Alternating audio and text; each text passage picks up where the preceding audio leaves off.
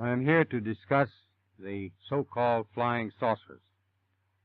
The Air Force interest in this problem has been due to our feeling of an obligation to identify and analyze to the best of our ability anything in the air that may have the possibility of threat or menace to the United States.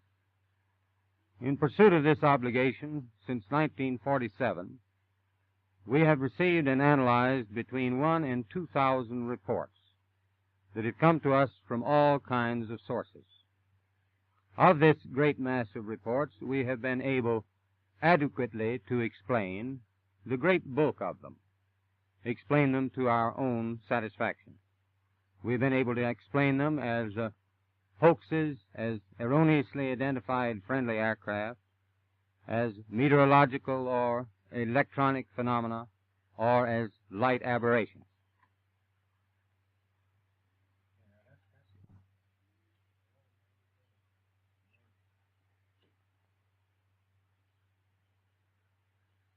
However, there have been a certain percentage of this volume of reports that have been made by credible observers of relatively incredible things. It is this group of observations that we now are attempting to resolve. Our basic difficulty in dealing with these is that there is no measurement of them that makes it possible for us to put them in any pattern that would be profitable for a deliberate, custom sort of analysis to take the next step.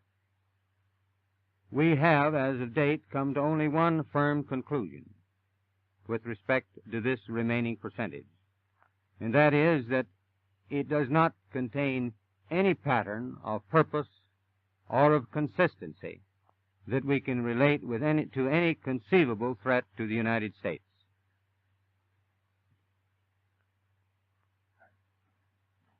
Is that?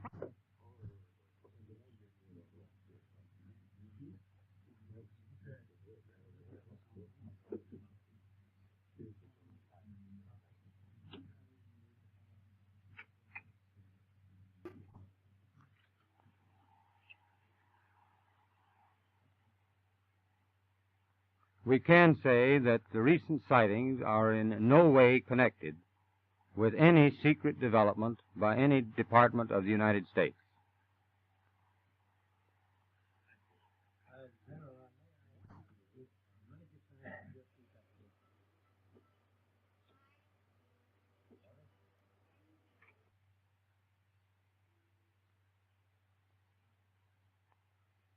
We can say that the recent sightings are in no way connected with any secret development by any agency of the United States.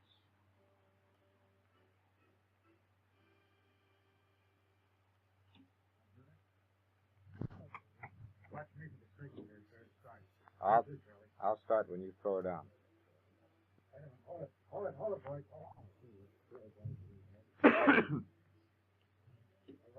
Yeah.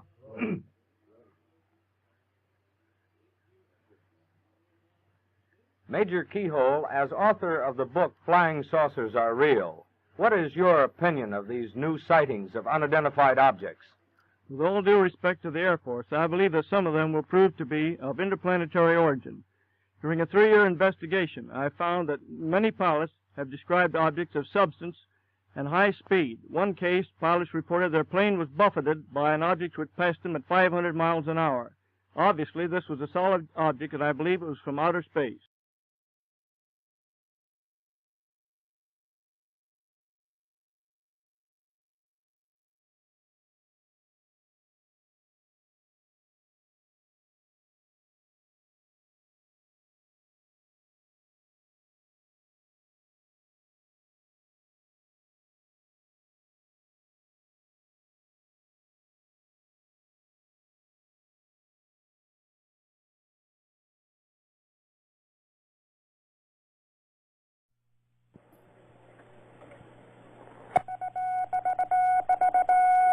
Headline edition, July 8, 1947.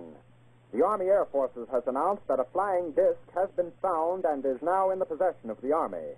Army officers say the missile, found sometime last week, has been inspected at Roswell, New Mexico, and sent to Wright Field, Ohio, for further inspection. Russia has demanded UN action to get all foreign military personnel out of Greece.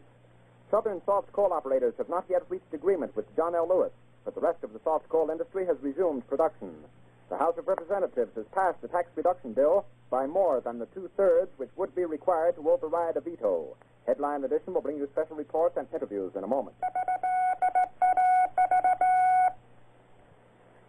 The American Broadcasting Company and affiliated stations present Headline Edition with Taylor Grant. From all over the world, wherever the day's headlines are made, Headline Edition brings you accurate, timely reports on the news behind those headlines, plus informative in-person interviews with the men and women who made the headlines today. Today's edition presents a roundup of the latest developments in the finding of a flying disc, an eyewitness report of today's significant action in the UN Security Council. Ohio Congressman Thomas A. Jenkins commenting on today's House action on tax legislation, a special report on the status of soft coal negotiations, and the details of today's All-Star baseball game reported from Chicago. Stay in step with history in the making. Stay tuned to Headline Edition. And now, here's Taylor Grant. Late this afternoon, a bulletin from New Mexico suggested that the widely publicized mystery of the flying saucers may soon be solved. Army Air Force officers reported that one of the strange discs had been found and inspected sometime last week. Our correspondents in Los Angeles and Chicago have been in contact with Army officials endeavoring to obtain all possible late information.